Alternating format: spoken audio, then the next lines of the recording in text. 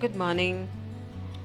Today let us see how to repot Asiatic bulbs, the soil mix and what care should be taken. So for Asiatic lilies, because they are bulbs, the bulbs may get rotten. So lots of care should be taken in the soil mix itself. So sand is mandatory. So 50% of sand, and another 50% should be our compost, garden soil and vermicompost.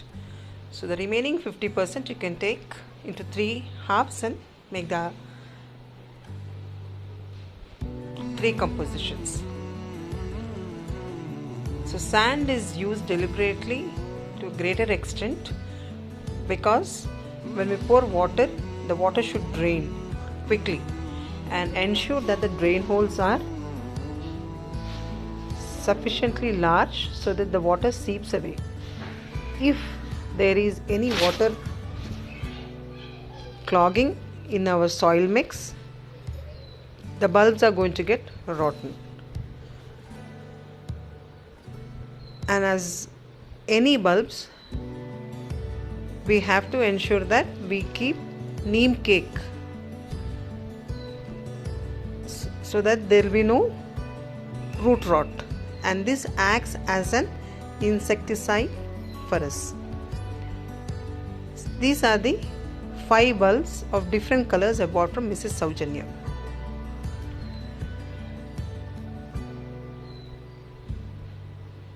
Red, white, yellow, pink and cream color. So these bulbs came in cocoa peat. That's the reason in the soil mix also I used also cocoa peat. You can see these are like our garlic, where we can remove this petal sort of things from the bulbs. So remove few from it, and from these also we will have new bulbs coming up. I will show you how, because usually you take tuberose, gladiolus, you can see there are few other bulbs coming beside the mother bulb, but in Asiatic lily that doesn't happen. So propagation takes place by these small petal sort of things which are tuberous. So just take few of them and keep in cocoa peat.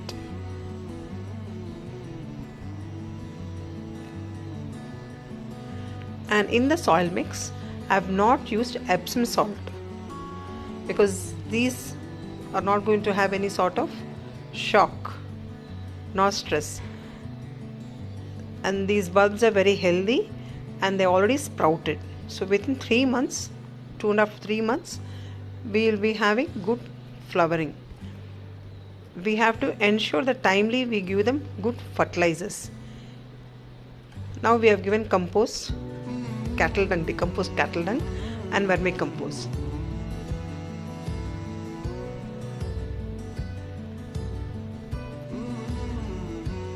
Good amount of neem cake is also used.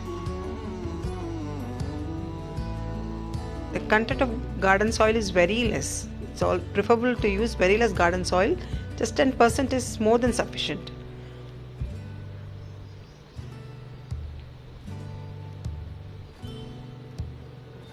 And then around these bulbs I've placed those tiny little ones just to ensure that within a couple of weeks, within 4 weeks, we'll have another small bulbs coming up.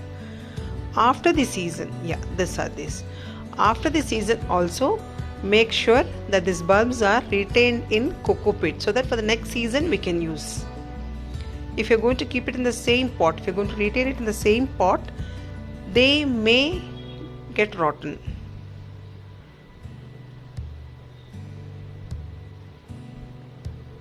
Wherein for tuberoses and all, we can just leave it in the same pot.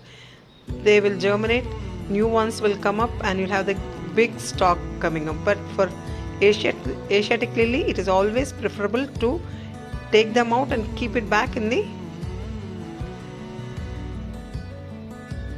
cocoa pit.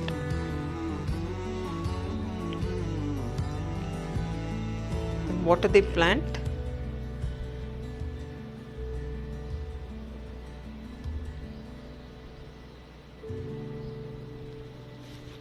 Water the bulbs thoroughly, and you can see the water draining out. Within few seconds you have to see that the water is drained out. Same thing I have just put in cocoa pit, the other small little ones. Just within a month you can see new bulbs sprouting.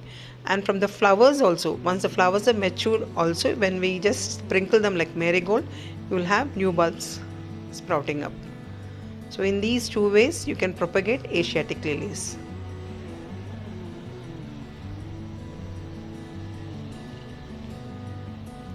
So in the description box I will give you Mrs. Sowjanya's contact number. If anybody wants, you can always order from her.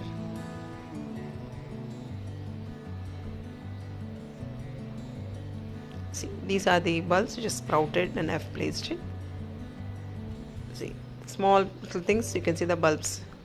Within a month you can see these bulbs coming up in that way.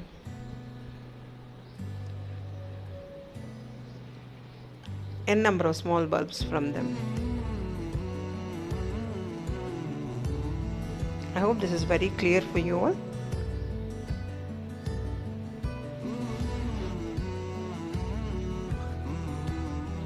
Please, if you like the video, share it to garden lovers and your friends.